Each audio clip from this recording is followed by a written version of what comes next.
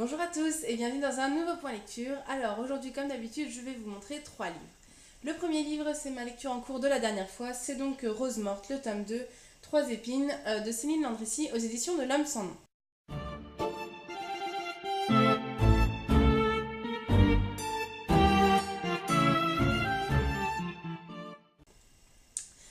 Donc dans ce tome-là, on retrouve Rose qui est devenue immortelle et qui a été exilée pendant 10 ans en Russie et qui est rappelée par Artus qui est en fait l'héritier d'une grande maison d'immortels et également son maître qui va la rappeler en France puisqu'il y a pas mal de complots qui se passent, qui se trament en ce moment autour des différentes maisons d'immortels. Donc elle va revenir en France et elle ne va pas revenir seule puisqu'elle va revenir avec le prince de Vassili qui va être son serviteur à elle, donc qui est aussi plus ou moins immortel. Et donc ça va entraîner un petit peu des tensions entre Artus, elle et Vassili. Tout ça sous couvert de révolution française puisque cela se passe à la fin du XVIIIe siècle. Ce que j'ai pensé de ce livre, alors moi ce que j'ai pensé de ce livre comme d'habitude, comme le précédent tome, je trouve que ce qui est absolument génial, c'est l'écriture de Céline Landrecy, c'est sa façon de nous décrire les ambiances, de nous parler de décors, de nous parler de mode, de l'époque. J'aime beaucoup ces descriptions.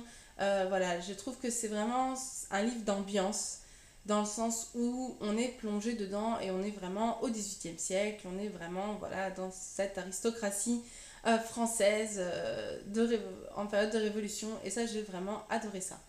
Après au niveau de l'histoire, donc j'ai bien aimé tout ce qui passait sur le complot, je dois vous avouer que j'ai pas tout compris non plus, mais globalement ça se passait plutôt bien. La seule chose qui m'a vraiment énervée c'est la relation, enfin disons les sentiments qu'a Rose et en tout cas ce qu'elle pense de sa relation, puisque elle est très en colère contre Artus qui l'a exilée en Russie pendant des années. Et du coup, elle est vraiment dans une optique de oui, j'écoute pas ce qu'il va me dire, de toute façon, j'ai pas envie de l'écouter, je suis super remontée contre lui, mais bon, quand même, on sent bien que dès les 30 premières pages, on sent bien que voilà, elle est toujours amoureuse de lui. C'est pas une grande, c'est pas. Voilà, il n'y a pas vraiment de suspense là-dessus. Et moi, ça m'énerve ce genre d'héroïne qui attend des deux tiers du bouquin pour essayer de réfléchir un petit peu sur le pourquoi du comment. Donc voilà, et c'était un peu le point négatif, mais sinon, si vous aimez les livres d'action, etc., c'est peut-être pas forcément pour vous, mais si vous aimez les livres vraiment d'ambiance, voilà, sous couvert de révolution, avec plein de descriptions, de décors, de costumes, etc., mais en même temps qui rendent le tout vraiment très intéressant, je vous le conseille énormément. Ensuite, j'ai lu un livre que beaucoup d'entre vous m'avaient conseillé. Il s'agit du Monde de Charlie de Stephen Chbosky aux éditions Sarbacane.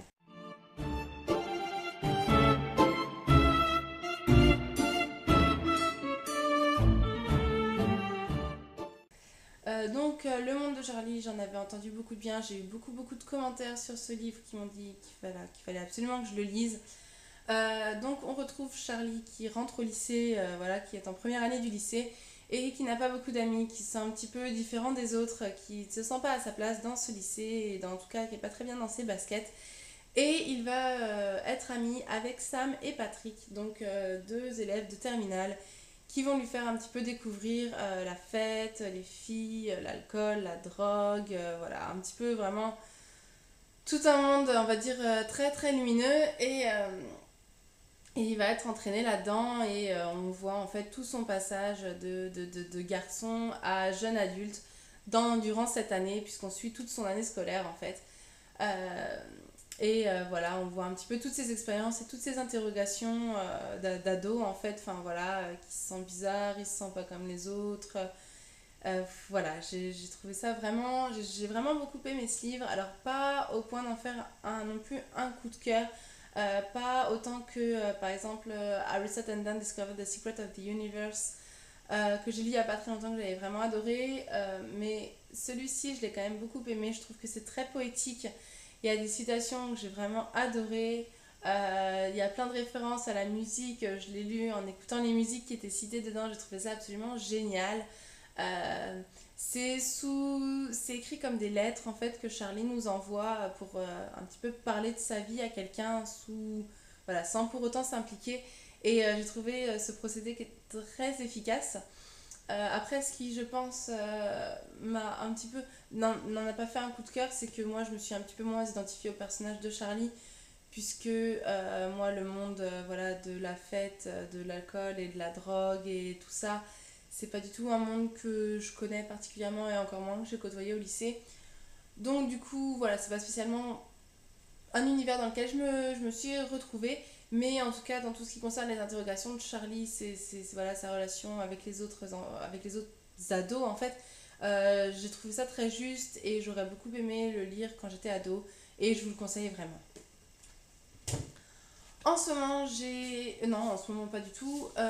Ensuite, j'ai fini un livre sur lequel j'étais depuis 2 mois. C'est Rubinroth. Donc en français, c'est Rouge Rubis de Kerstin Gier. Donc moi, j'ai lu en allemand. Donc,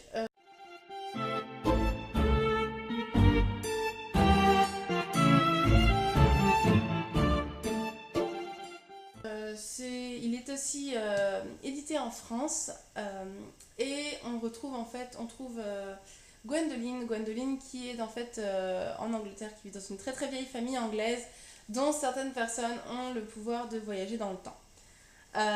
Et donc elle, c'est un petit peu la nana lambda, c'est pas du tout elle qui doit avoir le pouvoir, c'est sa cousine qui est d'ailleurs élevée depuis sa plus tendre enfance à voyager dans le temps, donc on lui apprend la mode, à danser, à parler plusieurs langues, etc. Et on découvre très rapidement qu'en fait c'est Gwendoline qui a le pouvoir de voyager dans le temps et pas du tout sa cousine, sauf que Gwendoline n'y connaît absolument rien en histoire. C'est vraiment, voilà, c'est une étudiante lambda qui se retrouve entraînée dans cette espèce de secte familiale où certaines personnes ont le pouvoir de voyager dans le temps. Et elle va se retrouver dans une quête avec Gideon qui est l'autre personne qui peut voyager dans le temps. Elle doit en fait aller récupérer le sang de certains de ses ancêtres, donc de ceux qui avaient le pouvoir de voyager dans le temps, puis pour réunir en fait le sang des 12 personnes pouvant voyager dans le temps dans un seul artefact. Et parce que en fait il y avait à la base 2 artefacts et le premier des 2 a été volé. Et donc avec le deuxième qui leur reste, ils doivent aller retrouver leurs ancêtres et leur demander de leur refiler un peu de leur sang pour faire accomplir la prophétie ou quelque chose comme ça. Je peux pas tellement plus vous en parler parce que mon niveau d'allemand est vraiment loin d'être excellent, est vraiment loin d'être suffisant pour comprendre en intégralité un livre. Moi de mon côté c'était vraiment pour m'entraîner à l'allemand en me faisant plaisir. Ça a réussi puisque je suis quand même allée au bout. Étant donné mon niveau d'allemand c'est quand même pas évident.